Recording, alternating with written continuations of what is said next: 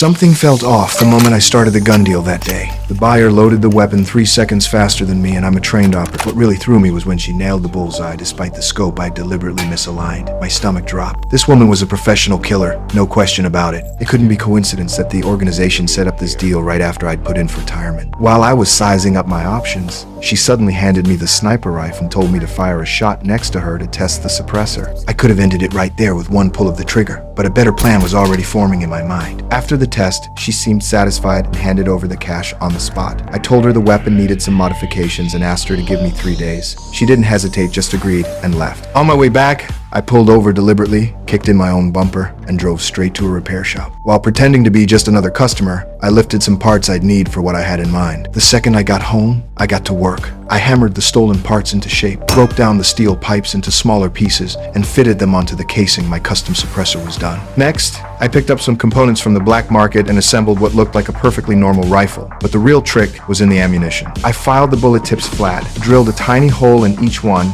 and carefully dropped mercury inside. Even if the first shot didn't kill her, the mercury poisoning would finish the job. 3 days later, I showed up at the meeting spot as promised. Then she threw me a curveball, insisted on inspecting the gun in the restroom. My heart jumped into my throat, but somehow she didn't catch anything. Looking at the final payment in my hand, Goodbye, Mr. I let myself relax. Maybe I'd been paranoid after all. I was planning to skip town with my girlfriend when danger suddenly hit me like a sixth sense. At that very moment, the female assassin had me in her crosshairs. She squeezed the trigger. The gun exploded in her hands.